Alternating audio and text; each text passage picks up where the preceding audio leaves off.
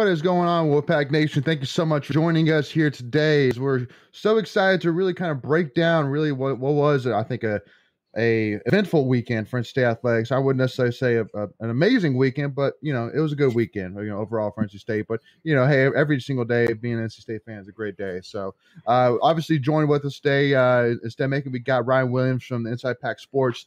Thanks again, Ryan, for joining us. It's always a pleasure to have you, my friend. Yep, thank you guys for reaching out. It's a pleasure. Glad to do it. So, yeah. So again, make sure first of all, again, we're here basically discussing events from this past weekend. Also to talk about things coming up, obviously such as the game tomorrow against Kansas State for women's basketball. So if you have any questions, thoughts, or just want to say, hey, make sure again to send us a comment. I'd love to hear what you guys have to say, or at least just let us know who's here. So jumping right into it here. First of all, obviously, one of the biggest things going on right now is NC State baseball is in extra innings in the third game against Florida State. It just went to the 11th inning. And one thing I wanted to bring up is one of the things I love is Chris Villeman. I swear he's got to be the most hype pitcher whenever he strikes somebody out to end the inning, man. Like, seeing him, like, I don't know. It just makes me so hype watching that guy. It's unbelievable. I love it. But yeah, I mean, he brings the energy off the mound. Yes, he does. And also too, I'm curious because from my understanding, it was that Sam Highfield was going to start the rubber match today. Did something happen that Logan Whitaker? Does anybody know if something happened that Logan Whitaker had to jump in and start for Sam? I don't know. I didn't hear anything. Like you said, I was expecting Highfield to start, but. Yeah, but I mean, he did a good job. I mean, he didn't give up a single earned run. So I mean, I'm not complaining here, but I was just like, just a little head scratcher there. So, but anyway, though, so jumping into it first, so we'll talk about women's basketball here, coming off a dominant performance against Longwood. I think one of the things I wanted to go ahead and mention in terms of how the game went is I know when we were chatting in our group chat, we were saying that it just seemed like that NC State, that we were more focused on, getting people in, distributing minutes, just getting everybody in, getting everybody's involved instead of really kind of laying the hammer per se. I mean, was that kind of the sense you got, Ryan, from that game? Yeah. And I think it's awesome, man. We're getting all this young talent in there in the NCAA tournament. You're not sitting them, the first year behind all these upperclassmen. I mean, they're getting in and playing. I mean, they've been good. I mean, they got some experience in the ACC tournament, and now you can say, hey, look, we got them in the NCAA tournament too. I mean, even if it's towards the end of the game, it's valuable minutes. I think in the future it kind of wears off that rust, and they can be like, oh, I've been here before. I've been in this moment. At least I've played on this stage kind of deal. So I think it's cool to get them in there. I know they enjoy it, so it's big. Yeah, absolutely.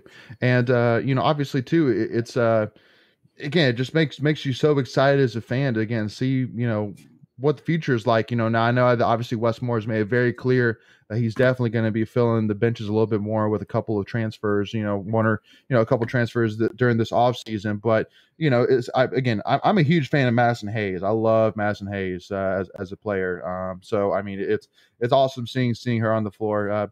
Greg, anything to add to that? No, like kind of Ryan was saying, getting these young ladies in these games, you don't know if you're going to need them later on in the tournament. So, if they get some experience now, like Ryan was saying, it won't be a shock when they're put in there, maybe in a key situation where they have to, fill either with foul trouble or injury. So that's definitely a good indoctrination to the tournament for them. Absolutely. Anything else from your end, Michael? No, not really. I mean, it was great to see, Isaiah James got actually on the SportsCenter top 10 too. So I saw that. That was a great move. Yeah. Now, one thing I want to point out too, when it comes to women's basketball is right now Baylor's losing by 11 with a little bit over 5 minutes left to South Dakota. So that'd be a huge upset. And then Louisville's up by 4 with 5 minutes left in the second quarter.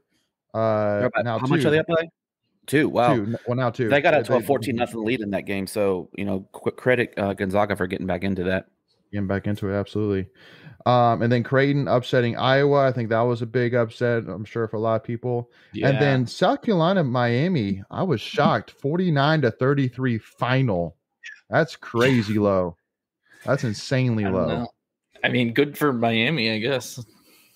Yeah. I was talking with Ryan before everyone jumped on, and I wasn't impressed with South Carolina. They played good defense, but I mean, they held Boston to 8 points. So that was the first time in a long time she hadn't gotten a double-double.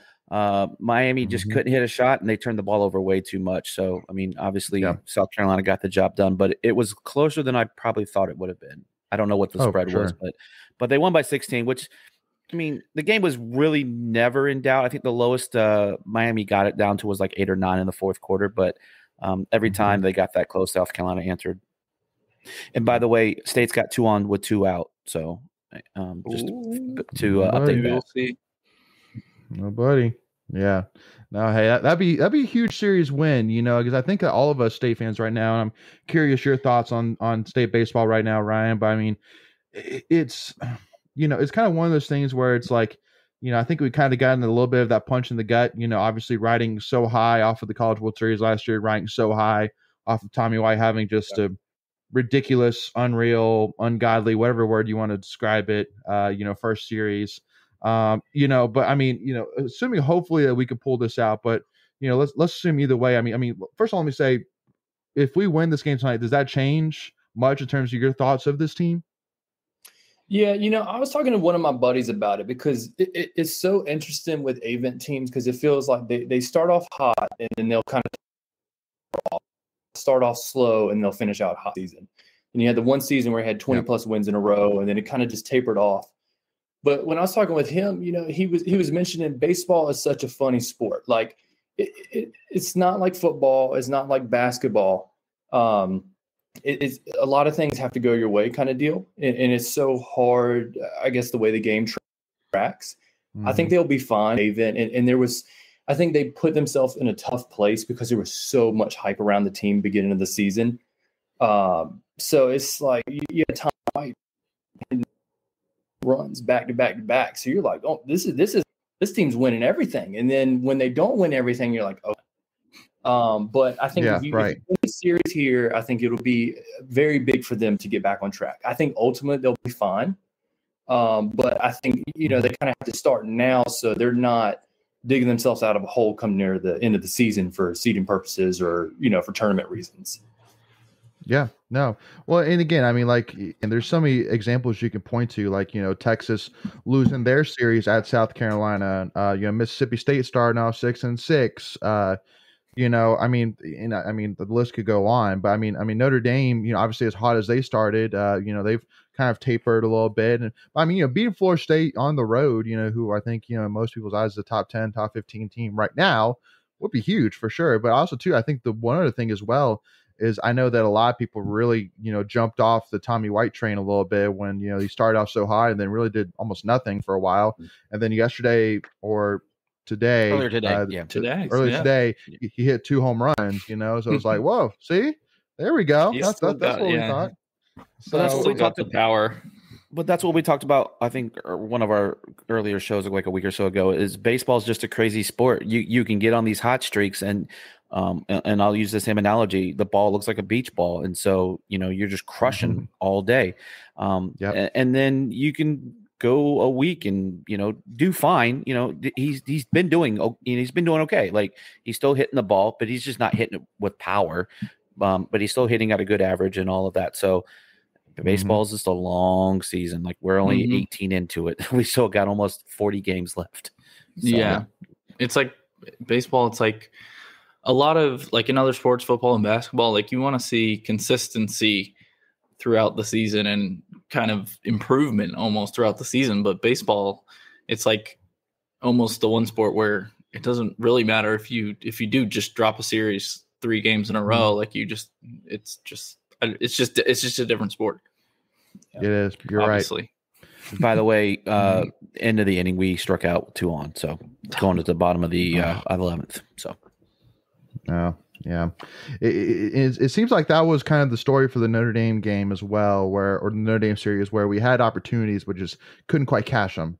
So, but again, so hey, we'll see what happens here. But one other thing I wanted to mention though, because just to kind of finish out the women's basketball topic, and well, actually, first let me shout out to Ted Carreras, San Antonio in the house. Thanks, Ted. Appreciate you jumping on, brother. And we'll talk wrestling here in a second. Don't worry.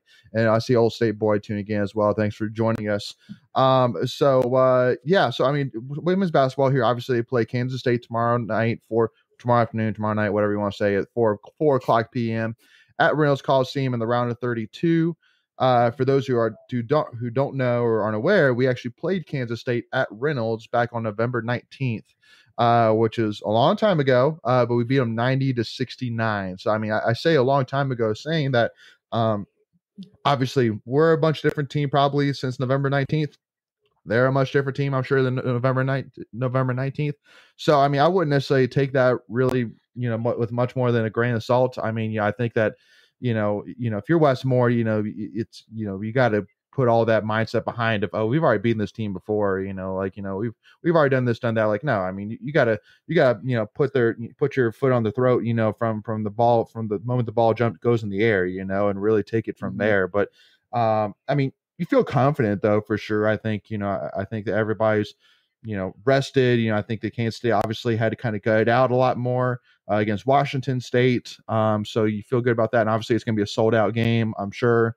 So you're going to have the support of State fans there. So, I mean, Ryan, do you see, any really threat or any, points of emphasis really for the game tomorrow afternoon? Yeah. I mean, obviously it's a tournament. So, I mean, it can always go either way because you're going to get the best, State's number one seed. So you're going to get everyone's best game. I think the important thing for State, and you saw it against Longwood, is that everyone was hitting. Everyone was consistent on their shots. No one's in like a slump. I think Perez started 7 of 7, something like that. She was ridiculous. So, she was hitting everything. Yeah, and it's like you were getting production across the board, and no one really seems in a slump. But I think the X factor, and it's been to me all year, is Diamond Johnson, because she can come off.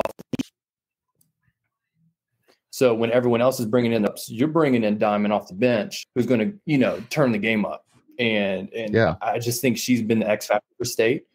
She's had periods where she's not hitting everything, but she still shoots, and shooters shoot, and she has the ability. She can finish. And I mean, of course, as a State fan, I think we should win. We dominate them the first time, but it's still the tournament. You can get everyone's best game, and you will get everyone's best game.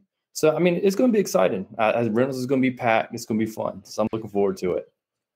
Yeah. The one thing I noticed for K-State on Saturday, they didn't shoot the ball very well. Right. So I don't know if that continues. That'll be very well for State, and that should help us. But it's going to be a matchup of inside with Cunane and Lee. That's where a lot of the work's going to be done. So if we take care of Lee, and they don't shoot very well like they did yesterday, we'll be fine. The problem with Washington State was they didn't have an answer for Lee inside, which was what we do. So I'm not too worried about it. But like Ryan said, in a tournament environment, one and done, that means one and done. So you got to bring your A game or you're going home. Exactly. And because one thing I want to mention too with Diamond Johnson is I feel like that one of the beautiful things I think that we have with this team is that for a lot of teams, your bench can win or lose the game for you. Like, if you have production coming off your bench, you're in a great position to win. If you don't, then you're really putting yourself in a tough spot. But with Diamond Johnson, it's almost like with Diamond Johnson, like, because we've seen it plenty of times in games before, where just like you were saying, Ryan, where Diamond, wouldn't be hitting, just things weren't really clicking. She wasn't making shots, but yet we would still find ways to win.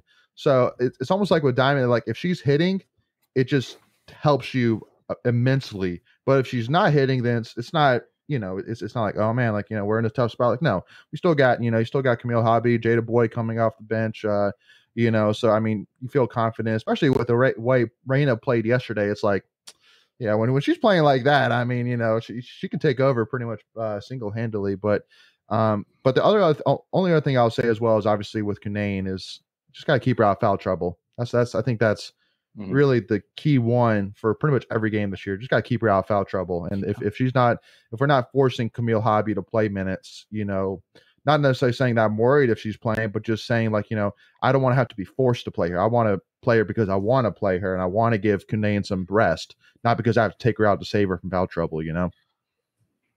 Yeah, and it's tough too because Kunane, I feel like she is best when she's aggressive. But at the same time, I think Kunane knows as well, like, I can only be but so aggressive because, she knows she means a lot to that team. So if she gets in foul trouble for being aggressive, then, ultimately you can hurt your team. So it'll be interesting to see how she makes her impact. I mean, of course she will. So like you said, we'll see how much of Hobby. But, I mean, Hobby, she's good too. She's awesome. No, I love Camille Hobby, and I love the future, assuming that obviously she's going to be the main, player down low next year. Obviously, I mean, I think that's pretty much what she's been waiting for. But, hey, Leighton, you mentioned the bench earlier. 46 points off the bench yesterday, first 8. Yeah, I mean, that's ridiculous. Teams would love to score 46 in a game, and a lot of women's basketball. Yeah. Well, I mean, the starters barely played it in the fourth quarter, right? Exactly. Kunane only played 20 minutes. Yeah. Yep. Absolutely. So, by the way, 1, 2, 3 for FSU. 1, 2, 3 for down. So top of the 12th we go. Sorry, dude. Is Chris still pitching? No, we switched out. I actually have it up on the screen here. I'm watching. Okay, cool. I'll keep too. Okay, no problem, Michael. So Old State Boy brings up a perfect comment, which I think kind of leads us, next. So Old State Boy says, I get that state fans are rightfully upset with the men's basketball team, but we need to appreciate how amazing our women's basketball team is. Absolutely. I mean, definitely. I think that, with Tuffy Talk, I mean, we always cannot preach enough to state fans. I mean, you gotta, there's negative with every program, and there is negative with ours, especially, news that came out in the last 24 hours. But then I mean, women's tennis right now has their best start in conference play in program history. They're 17-1 overall right now, only losing to the number 2 team in the country at the time, which was UNC. And they're number 2, I think, right now in the country. And then, you could point out, obviously softball's, been a little bit of a slump recently, but they've been competitive in the ACC. And again, swimming and diving just finished their second best finish ever in NCAA history, or in their program history, with 5th overall. So again, there's just so much going on good right now. That's right. Yeah. A couple of individual national championships as well. So, but obviously, it's kind of like, it's the, what's the phrase, it's the elephant in the room, and I feel like that, we wouldn't be doing the weekly live stream justice if we didn't bring it up. Obviously, big news for all state fans who are not aware, obviously, with Robert Dillingham, a consensus 5-star point guard for the 2023 class, announced that he's decommitting yesterday. NC State is still an option, but he has opened up his recruitment again.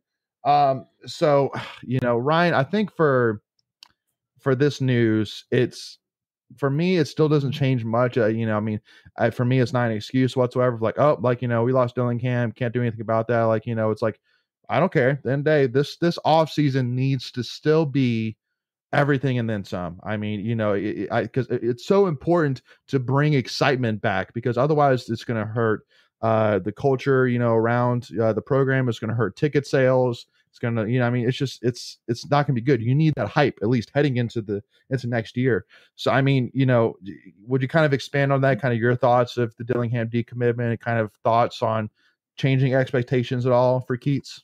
Yeah, it's so interesting to me, man. Like, I had the feeling like he wasn't going to come. I think everyone else had that feeling. But the thing that interests me the most is why a month ago or 3-4 weeks ago, whatever it was, did all these rumors start floating about Dillingham reclassifying, coming to state, and it pushed this narrative that this is going to save Keats. Like, this is what Keats has to look forward to. And, we kept hearing that over and over again. Obviously we heard it too, that it was a great possibility. And then, state fans are like, okay, you know what? Maybe this is our hope, right? So this dude's going to come in, be like Smith, a volume stud. He'll be a true point guard running the offense. And then you get blindsided with this news as a fan. And you're like, so what is there? Like, but at the end of the day, I still think, and this is crazy, this is often, being optimistic, there's still a lot to look forward to. I think if you can bring Smith back, Sebron, and Bates, those are your 3 main guys, right? and you just build around them. It's not like the NBA where you got to work out contracts. Like, you just bring in key guys to fill around, the guys you already have there. And you have 3 really good guys in Smith and Sebron and Bates. But, they have to keep them. And I think first step for Keats is getting a true point guard. I feel like aside from Markelle, and even then, Markelle was iffy on a true point guard, but he was the closest we've had as a true point guard under Keats. And that's what his system needs. You can't have, like, I love Sebron, right? And I love Smith. But you can't have them running the point because they're not point guys. No. No. I still feel like the number one thing that Keats is going to need is going to be a point guard, a true pass-first point guard. And that's going to allow you to open up your offense. And people, everyone goes back to Bates being injured, but I've played basketball my whole life, and it's a big deal in those screen offenses, because if you don't have a big that's going to collapse the defense off the wing, then you're not going to have any lanes. You're not going to have anything to kick out, and your offense is going to collapse. And that happened over and over and over again because no one was respecting anyone down low. So they're going to hit home runs. Now, the 2 quick questions I want to ask you, Ryan, I'll hand it off to Greg or Michael. First of all, do you feel confident that Sebron is coming back? And then second of all, do you blame Keats at all that when Bates got injured and he saw that, okay, we need to find out, a way to respect down low, that maybe he didn't change his offense at all to kind of adjust for that, knowing that the defense is not going to respect down low? Yeah. I think when it comes to Sebron, as the season has gone on, his draft stock has kind of gone down. So I think it's going to be up to Keats and the administration to give him a reason to come back. And hopefully they can figure out a way for him to come back, kind of deal.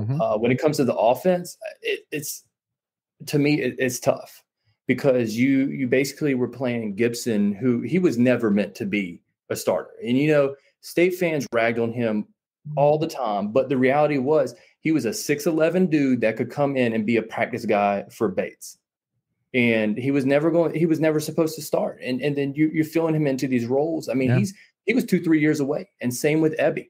He had a couple breakout games where he had like 7-8 blocks here and there. But he was the same way.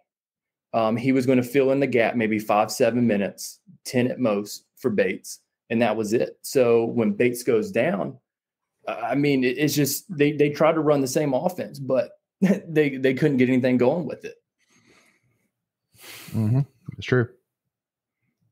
Yeah, I see Greg's face. Just give me a. Ooh, so something just happened. Base hit with an error.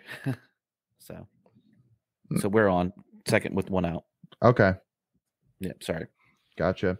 But yeah, now obviously one thing I want to point out, obviously when I did say that, I mean, he did technically say that NC State is still an option, but I can't think of one time where somebody's decommitted saying the team is still an option and then gone back to that team. Yeah, no, he ain't coming back. So I want to go ahead and throw that out there. But and obviously too, I think with Keats as well, again, it's for me, it's just really that, again, the expectation is straightforward. That's why I'm not really stressing about it, because at the end of the day, it's like, listen, here's your bar.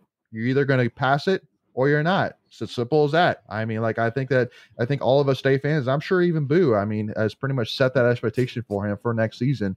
And so that's really kind of where I stand for it. But it really does start with the offseason. I think that, again, but now one thing I want to say is, obviously with the announcement of Cam Hayes transferring, I think that pretty much solidifies that there's no doubt that he is going to come out of this offseason with a point guard. Now, is it a point guard that brings that excitement?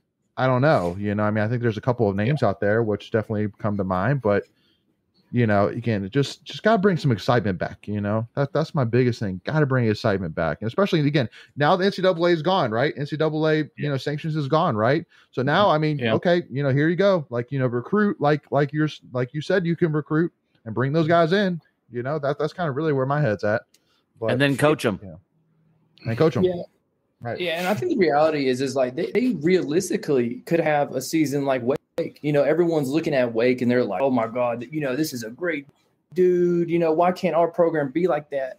But like, people people don't realize that basically all these people they brought in were upper class, Mhm. like Laravia, Alondas Williams. Like this dude, Alondas Williams is averaging like under 10 points at Oklahoma or something like that. And he comes in, I think it was 6. Yeah.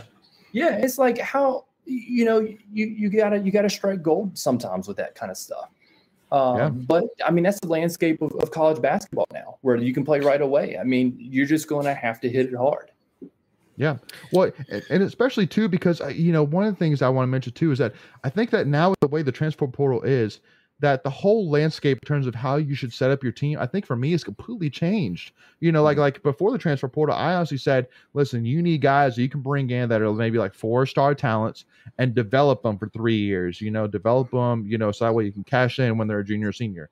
But now, honestly, with the transfer portal, it's like, listen, I wouldn't be upset if honestly every single year you just like brought in like, 5 or 6 transfers that are, upperclassmen from like, Houston's or UConn's or something like that, and just brought them in and put them together, and and there you go. You have experience and you have talent, just like that. Bam. I mean, and so that's kind of really my thing is, I mean, the transfer portal has completely changed the way that you can do that. I mean, like I think today I was watching the Houston game and they were like, yeah, so and so is transfer from UConn and so is a transfer from Arkansas. It's like, I mean, I think that's almost every single player these days on every team is like, yeah, they're a transfer from this other team. Like, so it's completely changed the dynamic. But I'd also like to try to find some guys that are going to stay with your program for 3 to 4 years, and look at these upsets in the NCAA tournament where you can look at these 10 seeds, 11 seeds, 12 seeds. Those are teams that have played together 3 and 4 years. And so kind of what you were saying is, if you have them in the system, they're going to gel, they're going to be cohesive. And then maybe you dip in the transfer portal, or you get that 4 or 5-star guy to complement them. So there's definitely different ways to attack this. It's just you have to have a philosophy and stick with it, and that's your MO. So whatever that is, do it and roll. Like you can't be coming back and forth and trying to figure this thing out. And then to Ryan's point earlier about Gibson, if you look at, he was talking about how having that big. If you look at the women's team, they run everything through Cunane. They'll drop it down. If she's got to play, she'll make it. If not, she'll kick it back out, and we're shooting and hitting threes. So that's a philosophy that maybe the men need to look at, and stop trying to rely on all these guard play, because it doesn't always translate. Yeah. So for me, the Dillingham situation, I don't think it really affects anything for next year. I mean, Boo's already said Keats is coming back. Now, obviously, it just means he needs a good transfer point guard from the portal instead of, okay, maybe it was Dillingham, but I don't know. I don't think it changes much, but it doesn't give me a lot of hope for the future after that. Because those are recruits. Dillingham, and he's a recruit that brings other recruits to your program. If you get a top 10 recruit and a top 10 recruit doesn't want to come play for you, then why would any of the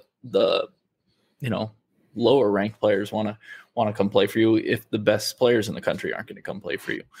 So that does worry me a little bit more. But like you said, with the transfer portal, you never know. Maybe he'll turn it around in 1 year. We'll see.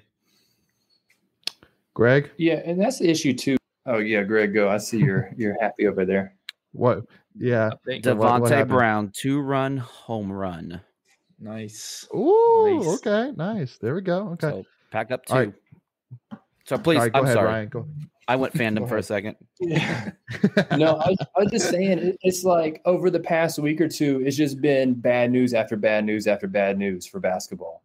And then you get this on Dillingham, and you're like, all right, what? It can't get worse than this, right? Like everyone's just like, all right, this is whatever.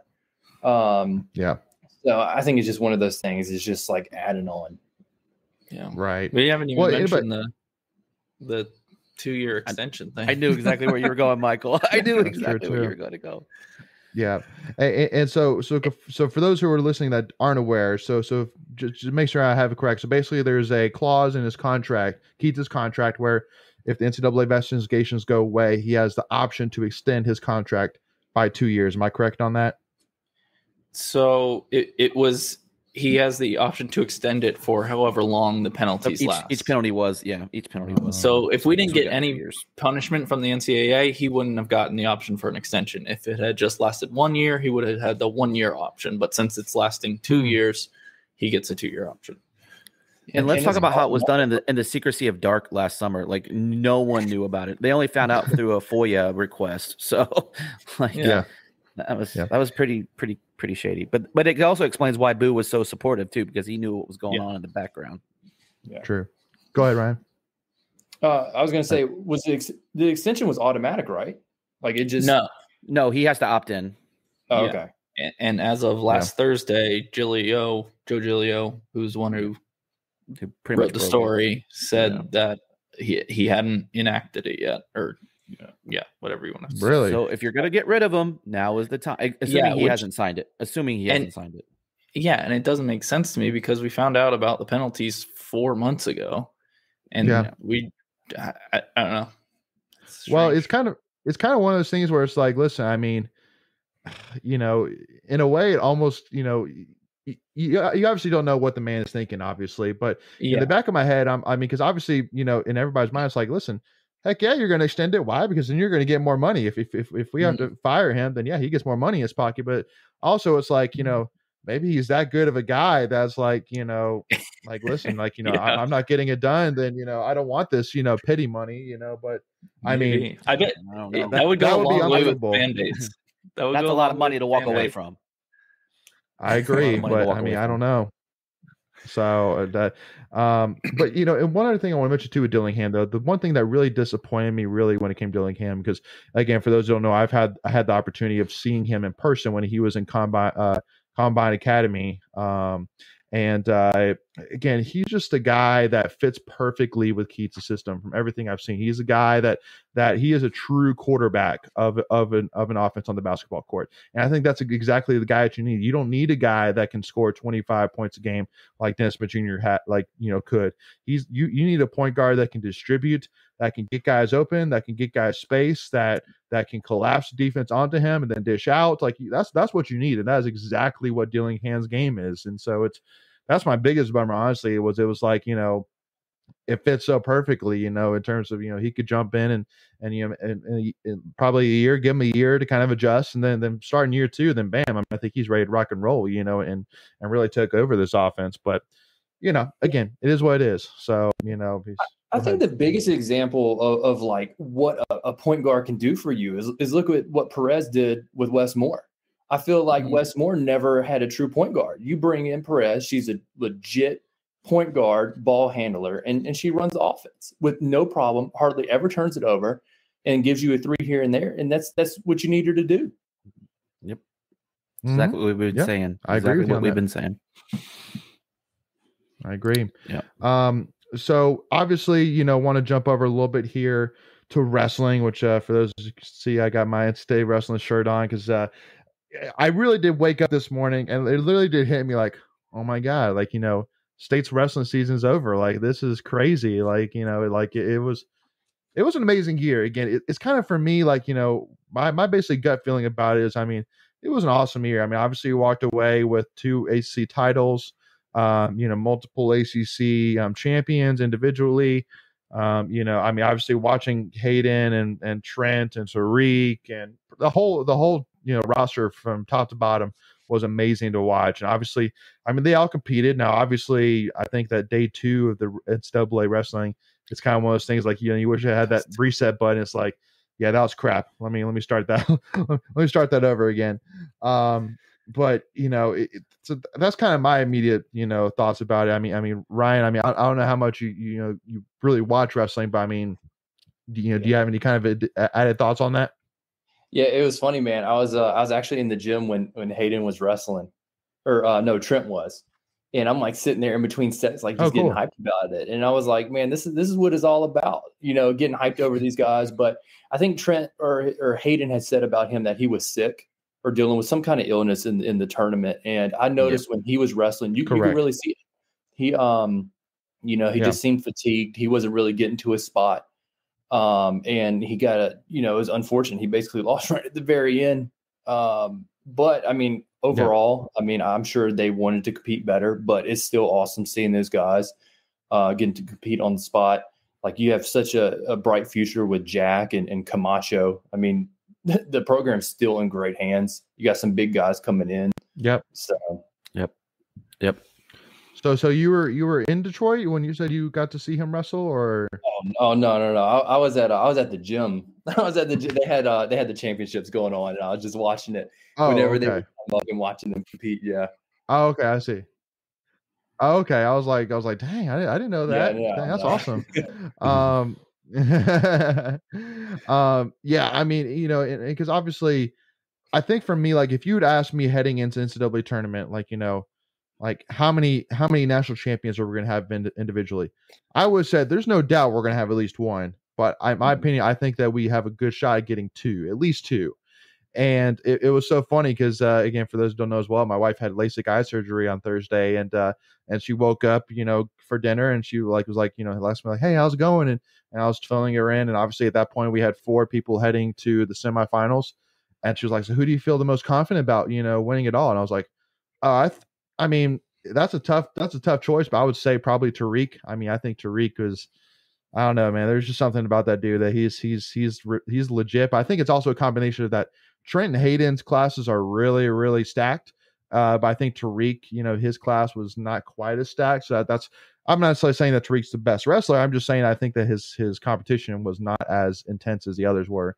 And then of course, he's the first match, to lose, and go to the constellations and get pinned the way he did. I was like, seriously, like, oh my god, like, that blew my mind. So yeah, so again, that's why I'm like, it's disappointing, because I mean, I think this team could have and should have done a lot more, but it's also like, listen, I mean, you had 3 guys finish, top 7 in their weight class.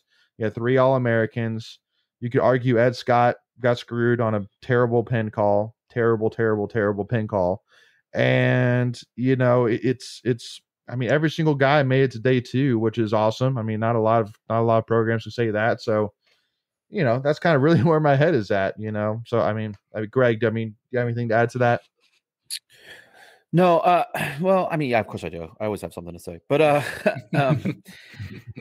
we get to put something on in the rafters again in Reynolds. We get to add a top 10 on there. We got some All-Americans to add up to the rafters. So, yeah, Ted put it really good in the chat. There's a ton of programs that would love to finish top 10.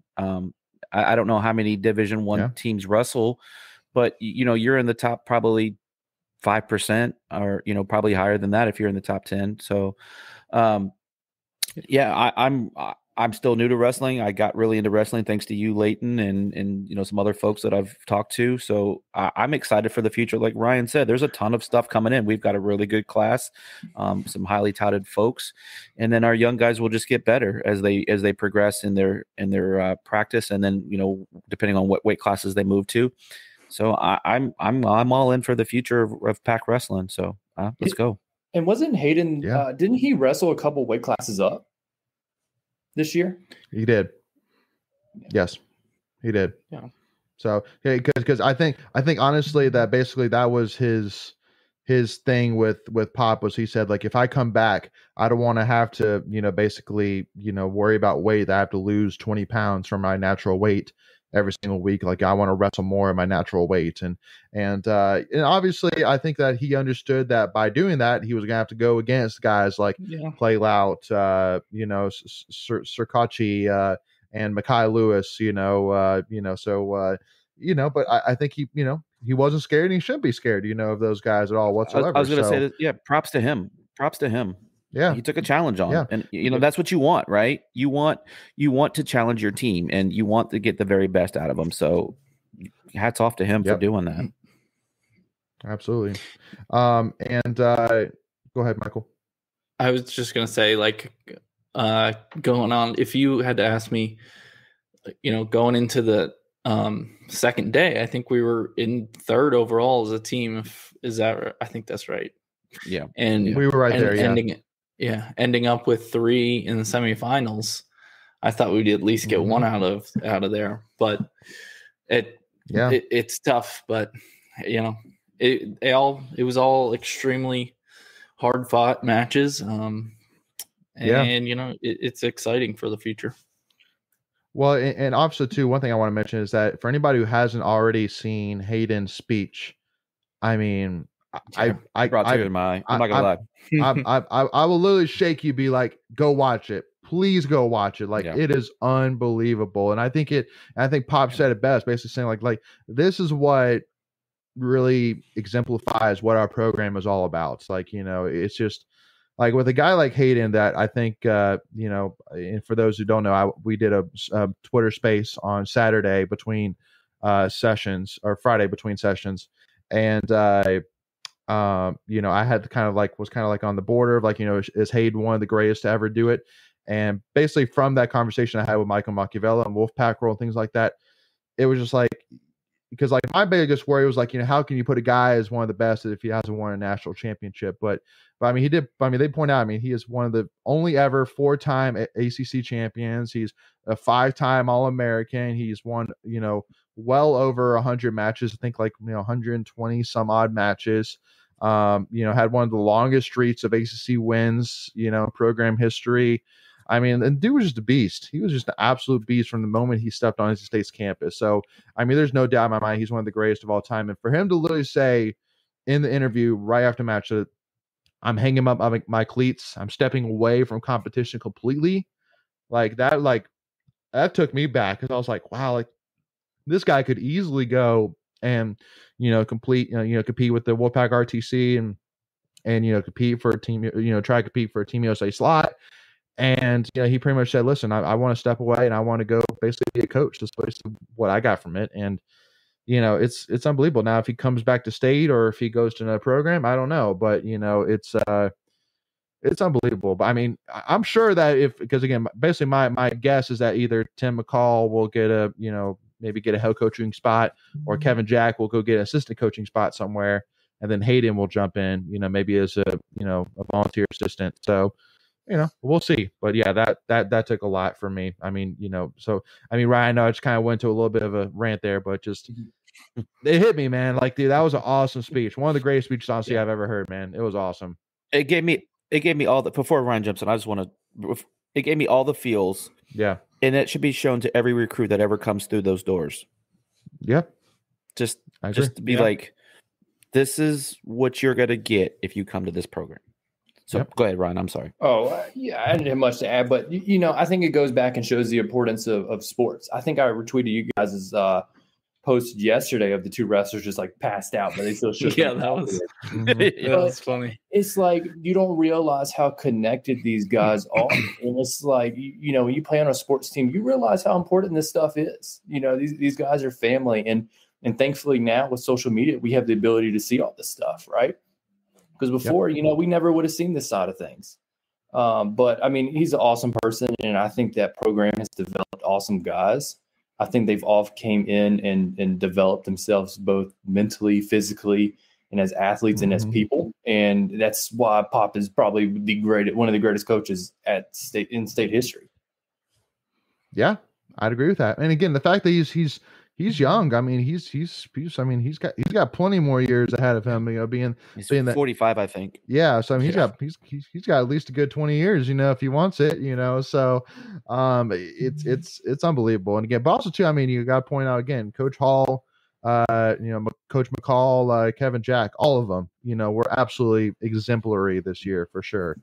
So again, as long as we can hold on to specifically Coach Hall and Coach Pop, who I think are the two main pieces. I mean, I'm not saying that Coach McCall and Coach Jack isn't, but I'm just saying that more than likely they're going to probably go, try and get, some more money and, maybe get a better position. And that's understandable. That's every program. So that's how it works. But that's how it works. So and that's what you want for your guys too. Exactly. No, that's what you want. Absolutely. And but the only reason why I say that I would assume if Hayden can help it, he's going to try and find a way to stay here is obviously with Trent wrestling here. He wants to watch it. He wants to be part of it. So, so he wants to be around for that. But so, and obviously I want to also to make sure I see you chat back Wolfpack 813 about the Devontae Brown 2-run shot.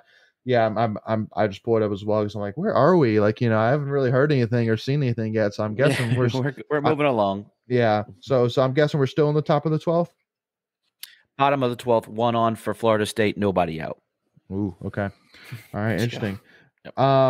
And Ted Carreras right there said Coach Hall is the biggest cherry on the staff that other teams are trying to pick. Yeah, no, absolutely. Again, there's no doubt that guy should easily be could be a head coach anywhere. Now, I mean, one thing I do want to say is obviously he has a young child, and I think that every single coach I've ever heard, come to Raleigh, they always say, "Oh, I want to stay in Raleigh." Like, Raleigh's a great place to raise family. It's not one of the best in the country, and so I think that plays a lot into it. Along with, he can stay here and be an assistant coach or assistant head coach, with Pop for as long as he wants to. He has job security. He'll get paid well for it.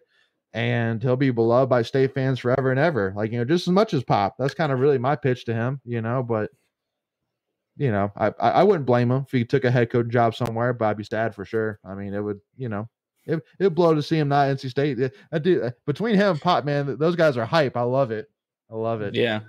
Yeah. I mean, that's in any sport, any program. I mean, if you're one of the top teams, you're in and you're out, your assistant coaches are going to be valuable head coaches somewhere else. So yeah, absolutely. They're still not. They're sure not taking them from underperforming programs. That's for sure. Yeah, exactly. No, they're not. No, they're not.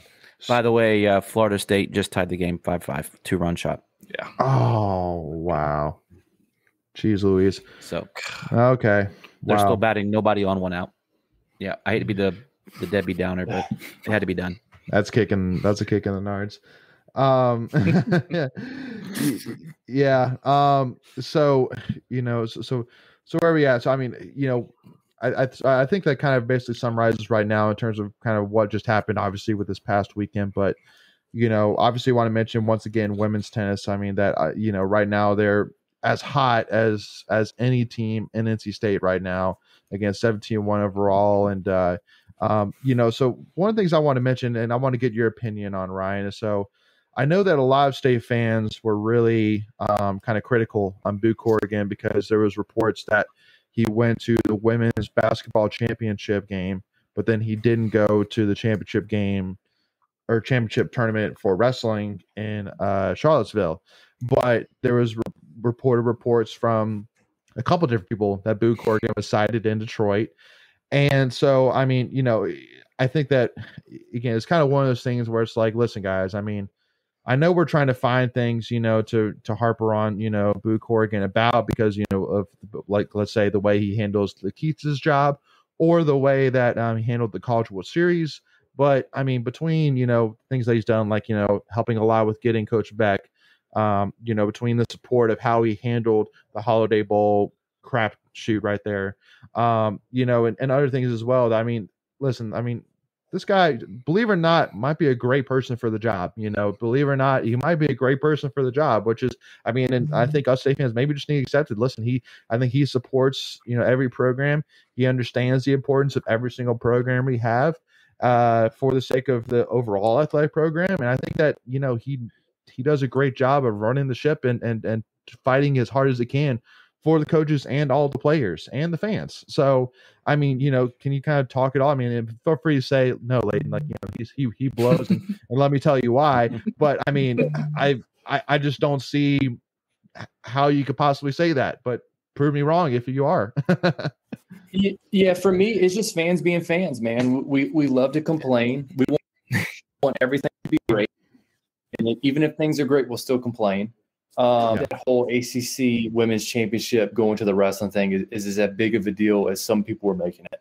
I really don't. Yeah. Overall, he is an extremely well-respected guy everywhere he's been. His father was really well-respected as well. The whole NCAA baseball thing, it's like you're one of those situations, man. Like, what are you going to say? At that time, it was basically like when COVID was at its strongest point. So it's like, what can you say? What can you do? So you can't really, nothing would have changed the outcome. To magically play the game if he's put up a front. Right. He marched into Mark Emmert's office. Yeah. And you get here to the Holiday Bowl, and he fought for state because it was messed up. Like that whole situation. Completely. It's so jacked up on so many fronts. But I think overall, to me at least, I like him. I think he's done anything wrong per se. And I think the whole Keats situation is a lot deeper and more convoluted than a lot of think. It's not simple as this guy's losing. Like there's so much more to it. So, I mean, you can't say much. It's like, but at the same time, the teams that are winning are Debbie House teams. It's his coaches. So, I mean, you can point to Beck, and that was a home run hire for sure. But it's like, I see both sides, so I completely understand. And I don't fault anyone. My thing is like, please stop tagging the dude on Twitter, man. Like, you guys hate on him for not like talking on Twitter, but then tagging him so he sees stuff. But again, fans being fans, and I don't fault them because I understand. The one of the other things that is, like you said, fans being fans. It's Debbie Yow obviously deserves all the credit in the world for the hire she made in the program she's lifted up and put us where we are. But at the same time, she's the one that hired Gottfried and hired Keats, and everybody's trying to blame Boo for not firing Keats while giving Debbie Yow all the credit for all the success. So it's like, kind of, when does Boo start to get some credit, and when does it kind of even out? You can't give Debbie Yow all the credit for all the successful sports and just blame Boo for the bad ones right now. Like, there's got to be a balance there somewhere. Yeah, and think about it this way. I'll use the analogy in pro sports, with a general manager, because that's essentially what an AD is, right? So many times you hear about a coach and a new GM and hire it's the old coach, and they're quick to pull the trigger because that's not their hire. Right. So give Boo some credit where he's kept Keats around. Like, he could have been like, well, that wasn't my hire, he's out. Like, it would have been, granted, money talks, it's a lot different. When you're not talking professional money versus, what is it? Just college athletics money. College athletics money, yeah. Keep it simple. Donor money is where I was trying to go with that. Yeah, donor money was where I was trying to go with that. But gotcha.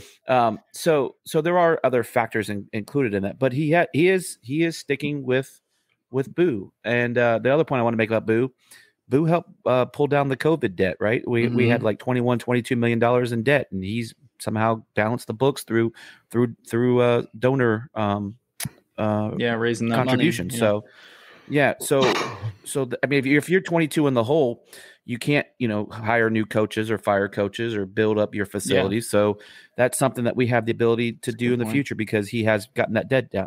Well, and you also probably go ahead, Ryan. Go ahead. The only point I'm going to say one thing real quick. The only thing I would say in terms of if you're 22 million in the hole, you might also be talking possibility of getting rid of one of these teams because you can't financially support them. So that would be huge. Go ahead, Ryan. Yeah, I was gonna, he hit the donor per se for basketball hard. That's good. Well, I like that with the donor portal. And he got all these background donations, like you said, to alleviate that debt. And I truly believe with this new NIL stuff, that was another big thing with donations. I firmly believe that's what's going to basically drive a lot in basketball this year. I think they're going to kind of try to push towards that to kind of keep these guys and bring some guys in. And I think, Boo knows people. And like I said, people respect him. So, and they trust in him. And that's why you see all these donors pitching in because they believe in what he is aiming for. So I don't know. I mean, I personally like him. And just a couple other things he's done. The Doak renovations, got those done, and paying the football staff and coaches extensions and raises and their bonuses for 10 wins, even though technically they didn't get 10 wins. But he did that. No, but he did right. He did right. Yeah, he did right by his word. And I think every single State fan 100% agreed that you got to pay them based on it that they should have / did get their 10th win. Period. Straight simple. Right. Go ahead, Greg. And the last thing I was going to just say is those might be Debbie's hires, but Boo is keeping them around by paying them, you know, to kind of to Michael's point and what Ryan was saying, sometimes it's not about creating, it's about maintaining. Right. So, amen. That's the sign of a good leader is keeping everyone status quo, as long as status quo is on the positive. Amen to that. Amen. So, kind of wrapping up here, one of the things I wanted to bring up, obviously, is, we're, I wouldn't say in the middle, but kind of, we're kind of on that, where we're, I guess we are, in the middle of spring ball. Obviously coming up here, we got in 2 weeks here, less than 2 weeks actually, the spring game. So I think obviously there's a lot of excitement. Obviously, heading into next year, no doubt about it. For football, I think there's a lot of expectations, not only put on by fans, but put on by the players themselves. I think it's very much set that all these guys are coming back for one reason and one reason only, and that's to win an ACC championship. Period. Straightforward. Nothing else asked. And so it's it's kind of one of those things. I think that right now there's really two big things that really need to happen. First of all, we need to get a big time or a good offensive tackle transfer in. I know we're all kind of looking at the Vanderbilt offensive tackle, hoping he can come in, but also too just kind of figuring out the running back situation. But beyond that, that's really kind of my two biggest questions, really, coming out of this spring ball. I mean, Ryan, would you kind of agree with those two kind of questions, or would you maybe add any kind of things you're looking at for the spring ball session? To see what happens with Zavala. I think we're going to be in good hands because they're lawyering up, and we all know that the NCAA does not like lawyers. Yeah. So, I mean, it's not like they're building a fluke case. I mean, you look at it and you're like, why isn't this dude playing? He missed the whole season because his team didn't play. And it wasn't his choice. And then, but for offensive tackle, man, there's this freshman we have coming in, Jacarius Peak. I'm telling you, that dude, he may not make a huge impact this year, but like that dude, he's physically built like he could come in and just start right away. Like if they could have got him in early and start working right away, man, he could have been big. For running back, I think we're going to be okay. I know they're kind of going to assess the situation after spring ball and see where they're sitting at. Yeah. I think they're serviceable. I wish Bam had stayed, but I think Houston's been there. He's a Durham guy. He's been there a long time, and I think he's going to be good. There's been a lot of talk about Sumo in practice, so I'm excited to see what he's going to do. Special teams. For me, the biggest is probably going to be receiver, because you bring in that dude Maryland to replace Amezi, and I've heard good things about him. He's supposed to be a really good guy that can stretch the field, and I think that's what you're going to need, to take some pressure off of Carter on the other side and free up a lot of lanes in the slot. Yeah, no, I mean, I think that I didn't really mention wide receiver more just because we have options, and I think there's also been some young guys that kind of haven't been getting a lot of minutes that have stuck around that have been really impressive during spring ball. So, that's why for me, I was like, but also too, at the end of the day, let's be real, you have a guy, when you have a guy like Devin Leary that's as talented as Devin Leary is, he can make wide receivers look better maybe than they actually are. I mean, look at Sam Howell. I mean, he made Josh Downs look like a first team All-American, number one overall pick last year, so not saying that Devin Leary is necessarily a Sam Howell, but I'm saying he's a really, really good quarterback. That's pretty much straightforward. So, but yeah, no, I completely agree. And that's one other thing I want to, put in Boo Corrigan's hat as well, saying, he's had, I know for a fact that he's done a lot to really help with that Zavala case in terms of helping with getting the lawyer and all that jazz as well. So, I mean, again, it just adds to more of the narrative. So, go ahead. I was just gonna say on the running back front, we did lose Bam and Ricky, but we were last in the ACC in rushing yards like last year. So and we were still a very good team. And like you said, Jordan Houston, a guy who's been there, he may not get 1,000 yards this season. But he's a guy, that knows the offense. He's probably going to make very little mistakes, and it's a guy you can trust in the backfield. Yeah, absolutely. It's great. And I will throw out March 25th, like a big recruiting day for state. They're going to have a bunch of guys come. Yep, that's going to be one of the bigger days prior to April, and then rolling into summer camps. Yep.